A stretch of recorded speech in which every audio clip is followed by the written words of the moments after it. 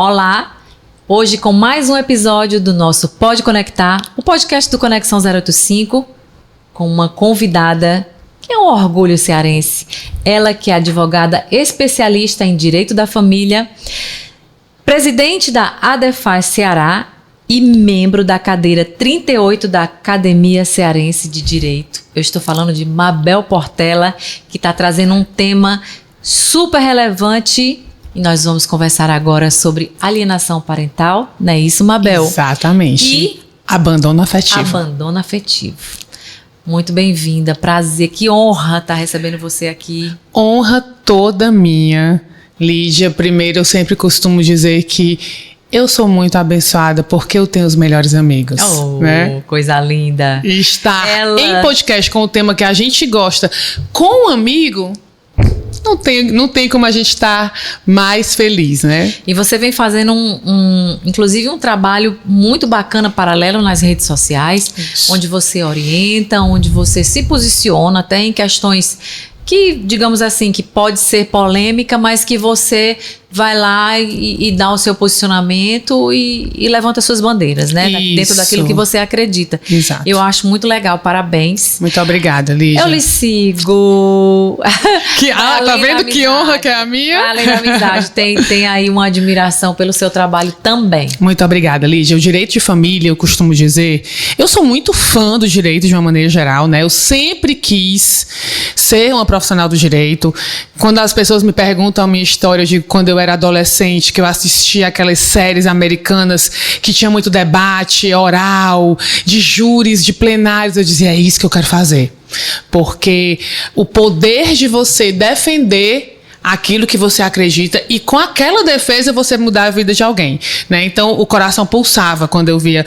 Nosso direito, ele não é muito anglo-saxão, né? Ele não tem tantos debates orais como a gente tem no direito americano, mas temos cada dia mais e no dia a dia nós estamos sempre ali em contato com o magistrado, com o membro do Ministério Público, o promotor, e ali, além das peças escritas, nós temos a oportunidade, através da nossa oratória, de convencer, no bom sentido, o julgador de que o nosso cliente tem o que a gente chama de um bom direito. E especificando aqui o direito de família, de que é o mais democrático dos direitos, porque, Lídia, o direito de família, ele engloba o direito de família propriamente dito, que é a questão de guarda, divórcio, pensão alimentícia e também o que a gente chama de direito das sucessões, que é a parte de inventário, herança, testamento. Por quê? Todas as famílias precisarão abrir um inventário, todos vamos morrer e as pessoas não sabem que quem não tem bens também precisa abrir um inventário, que é o que a gente chama de inventário negativo. E os processos de família, infelizmente ou não, seja no menor núcleo ou no maior, em toda família você vai ter um caso de divórcio. Sim. Você vai ter Então o direito de família, ele é muito presente no dia a dia das pessoas. São as questões mais procuradas, mais perguntadas, são as questões do direito de família. Entendo. E assim, como você está muito atuante no direito de família, você lida muito também com a dor das pessoas, né? Sim. Das partes, vamos Sim. dizer assim. E aí nessa hora, como é que fica o coração da Mabel, assim, você consegue separar ou você acaba se envolvendo emocionalmente com uma das partes ou com as partes para poder fazer, Lídia, essa coisa mais consensual? A psicologia diz que a dor de um divórcio, ela é semelhante a uma dor de um luto de morte. É isso mesmo. Então, dói muito e a gente sabe e a gente entende. O advogado, ele pode atuar por uma parte, defendendo os interesses de uma parte, ou se for uma causa consensual, ele pode ser advogado de ambos e atuar ali como uma espécie de mediador, tá? Como eu já tenho muito tempo de profissão, é claro que a gente vai procurando ficar mais técnico e menos passional, mas a passionalidade, ela faz parte do direito de família. Ela é um tempero, digamos assim, mas ela não pode ser acima do seu lado técnico. Por isso que nunca se deve, Isso não é uma norma que impede, tá? É uma coisa assim, a gente nunca deve atuar em causa própria ou no direito de família atuar como advogado de uma pessoa da nossa família. Justamente por isso. Pra não ter esse porque envolvimento, né? a técnica ela vai ficar embaçada pelo sentimento. Então, eu não vou ali exercer toda a minha racionalidade, digamos assim, profissional, se eu estiver atuando num divórcio ou numa alguma coisa por um irmão, né? Não tem como. A gente fica muito envolvido e perde um pouquinho ali o senso crítico, o que é melhor, o que é pior, em termos de estratégia. Faz todo sentido. E aí, Mabel, quando vem para a parte do divórcio, né? Tá. Tem a questão, como é o tema que a gente está trazendo hoje, com relação à alienação parental e abandono afetivo. Isso. Na minha percepção leiga, né? Eu não sou advogada, são temas que se conectam. Mas na sua visão técnica, cada eles se caso conectam, mas assim, nas pontas. Eles têm uma interseção, mas cada um numa ponta, tá, Pronto. Lígia? Ambos os conceitos, eles vêm justamente de um pai ou de uma mãe que não estão juntos, sejam advindos de um divórcio, ou seja de uma dissolução de união estável, ou seja de um relacionamento eventual, que ali teve um filho e que não existiu um relacionamento, né? E o que é tirando o juridiquês aqui para o nosso público entender, o abandono afetivo e a alienação parental, ambos causam muito sofrimento. Gente, causa muita dor, gente. Muita dor. E o que é que a gente diz muitas vezes, reforça, insiste? O maior prejudicado aí é a criança. Né? Porque o direito, por exemplo, de convivência, antigamente nós chamávamos direito de visita. Né? Um casal separou, como é que vai ser ali? O pai vai visitar o filho em fins de semanas alternados, de sexta a domingo. Hoje, esse termo não se usa mais. Por quê? Porque pai não visita, pai convive. Então, nós falamos hoje em direito de convivência. E cada vez mais se busca que esse tempo seja o mais equivalente possível. Por quê? Para o bem da criança. Uma criança que é amada pela mãe e pelo pai, sejam casados ou não, é uma criança segura, emocionalmente segura. Emocionalmente segura, próspera, ela vai conduzir a vida dela com mais tranquilidade, sem problemas de saúde mental, né? Eu fico muito... Olha, esse é um tema que realmente mexe muito comigo, porque eu fico muito tocada, eu fico indignada. A verdade é essa, eu fico indignada, porque a criança não tem culpa. E eu não tô falando aqui, eu não tô falando de pai do homem ou da mulher especificamente. Aqui eu tô falando dos dois lados. Isso. Porque geralmente tem um lado que fica chateado e afeta e desconta, usa o filho como moeda de vingança para afetar a outra parte. Com o outro cônjuge, ou com o ex-cônjuge, ou com o outro genitor. Exatamente. Aí isso eu acho, assim, eu acho de uma covardia, sabe? É cruel, né? É crueldade, porque o que a criança pediu? Primeiro, que ela não pediu para nascer. Segundo, que ela não tem nada a ver com as questões. Se tá separando, a culpa não é também da criança, entendeu? Existe, Lídia, um documentário clássico nessa área chamado A Morte Inventada. Esse documentário é sobre alienação parental, tá? Ele traz depoimentos de crianças que foram vítimas de alienação parental e que hoje são já adultos e falam e contam histórias que são estarrecedoras, como, por exemplo, se sentir ter estado no fim de semana, por exemplo, com o pai e chegar em casa e não poder chegar alegre, não poder chegar bem. Ter que chegar triste ou dizendo, não foi legal, não foi bom o fim de semana, sendo que foi. Uhum. Para o quê? Para não deixar aquela mãe triste, aquela mãe magoada. Gente.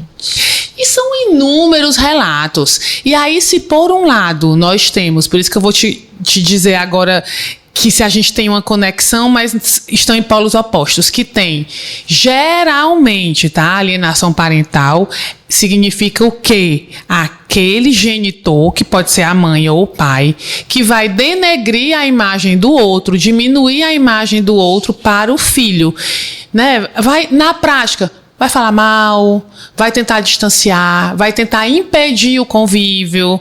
Chega no fim de semana que é do pai, não, o fulaninho não deixa, ele tem prova, vamos deixar para outro dia. Ou não, ele não quer ir porque está na casa do amigo. Vai através de subterfúgios fazendo com que aquela criança não conviva com o outro genitor.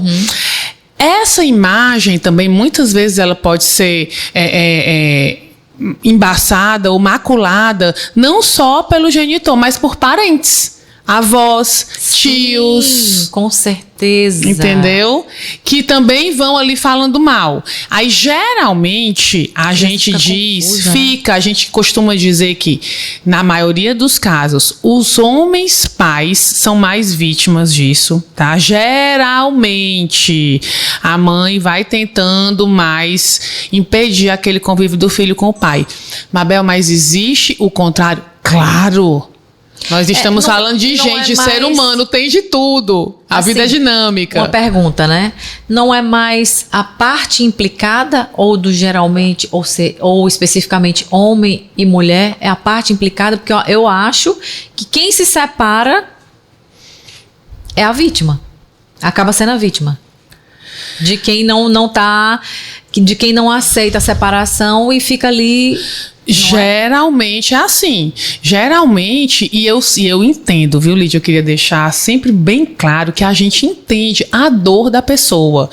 Uma mulher ou um homem que passa, por exemplo, por um episódio não só de traição sentimental, mas às vezes uma traição patrimonial. Já pensou você passar muitos anos casados, quando vai separar, fazer uma partilha de bens, você descobrir que o seu cônjuge colocou aquele bem no nome de terceiro, não quer fazer. Enfim, é difícil você, a partir daquele momento, separar como se fosse uma caixa esse homem ou essa mulher que fez isso do pai e da mãe. É difícil, eu entendo. Mas é por isso que a primeira coisa que a gente pergunta quando vai atender um caso desses é se a pessoa está sendo acompanhada por um profissional da psicologia, se a pessoa possui uma religião que ela professe, né? Se ela tem um sacerdote que lhe acompanha, ou um pastor, ou alguém. Por quê? Porque passar por uma situação dessa é extremamente desafiadora. Então a pessoa precisa estar alicerçada. Não só com o advogado. Aí muitas vezes as pessoas dizem, o advogado é um pouco psicólogo, né? E não é, porque nós estamos ali para escutar, porque a escuta faz parte do nosso atendimento. Nós estamos tratando o que é, dai-me os fatos que eu te dou o direito. Então é claro que a gente precisa escutar. Mas o direcionamento, a forma de lidar com aquele sofrimento, é necessário um terapeuta. É importante, é vital, na verdade. É importante. Entende? E com relação ao abandono afetivo, né? Você já passou por situações onde você está defendendo uma das partes que está abandonando afetivamente? Já várias vezes. O filho? Várias vezes. O papel do advogado é muito importante nisso, porque o advogado é quem está ali na ponta com a parte, né? Então, eu costumo dizer, gente, no mês de agosto, então, todos os meses de agosto, eu recebo muitas ligações muito dolorosas com essas duas extremidades. O pai que quer conviver e não consegue no Dia dos Pais. E aí eu digo para esse pai ou para essa mãe, olha aí, você tem um pai que quer conviver e não consegue. Por outro lado, tantas mães que me dizem, Mabel, quer que o filho conviva e o pai não quer. E o pai não quer. Dia dos Pais, festa de Dia dos Pais na escola. Ai, mas vai o avô. Não é o avô, e é o pai. E às vezes nem isso, né? Às vezes nem isso. Às vezes está envolvido emocionalmente com outra pessoa que renega o filho e a pessoa se deixa levar. Às vezes um segundo casamento, um segundo cônjuge que impede o pai de ter aquele contato com aquele filho de um relacionamento anterior, né? Então... Que é um absurdo, uma falta de personalidade sem tamanho. Sem né? tamanho. E o abandono afetivo, igualmente, Lídia, gera traumas que muitas vezes não conseguirão depois ser consertado ou minorado. Né? O que é, mais uma vez, a gente fala... um pai não é obrigado a amar. Ele não é obrigado a amar, mas ele é obrigado a cuidar. Sim. E esse cuidado, ele vai além do pagamento de uma pensão alimentícia. Tá? É muito triste você ver um filho, como a gente se depara tantas vezes, mendigando o amor de um pai. Isso aí é realmente muito triste. E... no Dia dos Pais, né, eu vi alguns relatos, alguns bem próximos a mim, falando sobre essa dor, né, de ver, eu vi tristeza em alguns relatos de pais vivos, aquele pai vivo morto. Vivo morto. Órfão de pai vivo, né? Órfão de pai vivo, gente, que não tem acesso ao pai, que gostaria de ter uma relação saudável, mas que por motivos de divergência acaba não se aproximando para poder se blindar emocionalmente, ou não, às vezes o pai se posiciona e pronto. Falando aqui especificamente do pai, por ter sido o Dia dos Pais, né? Isso. Mas eu sei que isso acontece de ambas as partes. Também. A gente também tem casos, Lídia, de pais que criam os filhos, que a guarda é do pai, ou que o filho, ou que a guarda é compartilhada, como a gente chama, mas a residência, só abrindo parênteses aqui para o nosso ouvinte. Muitas pessoas confundem juridicamente guarda com a moradia, tá? A guarda, ela é apenas a responsabilidade por aquele filho. Tomada de decisões, acompanhamento da questão escolar, da questão médica, uma decisão importante, uma mudança de escola, acompanhamento. Então, a guarda, ela diz respeito ao acompanhamento e à responsabilidade daquele filho. Ela pode ser unilateral, ou seja, ou do pai ou da mãe, ou compartilhada, quando há compartilhamento de responsabilidades. Isso não tem nada a ver com a residência, onde o filho vai morar. A guarda, ela pode ser compartilhada, responsabilidade de ambos, e a residência daquela criança com a mãe. E aí a gente vai regulamentar o direito de convivência do outro genitor, por exemplo. Tá? Então, o que é que acontece? Geralmente, nos casos de abandono afetivo, existem muitos pais que lutam para ter uma guarda compartilhada. Não, eu quero ter uma guarda compartilhada, porque eu quero, porque hoje a guarda é compartilhada. Aí você vai e faz um acordo, uma decisão de guarda compartilhada. Tão bacana isso, e aí, muitas vezes, Lídia, você se depara com o pai que não vai conviver. E depois, um ano depois, eu recebo uma ligação da minha cliente fazer: Mabel, lembra aquela confusão todinha pela guarda? Eu disse: lembro. Pois faz 6 meses que ele não vê o filho. Nem liga, não dá um telefonema para ir atrás. É muito louco, né? Isso, né? E aí, voltando ao questionamento anterior, a gente tem também casos desse filho que mora com o pai e que a mãe não quer saber. Não quer saber. Não entra na minha cabeça, de verdade. Não entra na minha cabeça a situação. Assim, eu acho tão... É tão agressivo isso pra mim. É uma atitude... É porque foge do natural, né? Nossa, gente, foge da natureza humana. E aí, qual a sua orientação técnica, né? Pra esses pais que se sentem afetados com relação à alienação parental? E também, qual a sua orientação para os filhos diante de um abandono afetivo? Lídia, vamos lá. Com relação ao abandono afetivo, como eu coloquei, infelizmente ninguém é obrigado a amar, mas é obrigado a cuidar e a ter uma convivência. Então, o que é que pode ser feito nesse caso? Juridicamente, cabe depois o que a gente chama de uma ação de reparação de danos por abandono afetivo, tá? O dinheiro, Mabel, vai comprar aquele tempo perdido? Não. Jamais. não vai comprar, não vai pagar. Mas eu acho que é válido.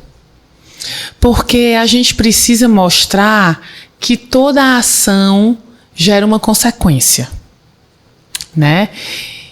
Fora isso, o direito como ciência humana, que vem de mãos dadas aí com a psicologia, esse filho e essa mãe, que geralmente, aí a gente já vai pro outro lado, geralmente a mãe que segura a onda, que geralmente quem abandona afetivamente é o pai, também precisa estar psicologicamente alicerçada para saber ter toda a orientação, como ela vai educar aquele filho para diminuir aquele prejuízo, entendeu, Lídia?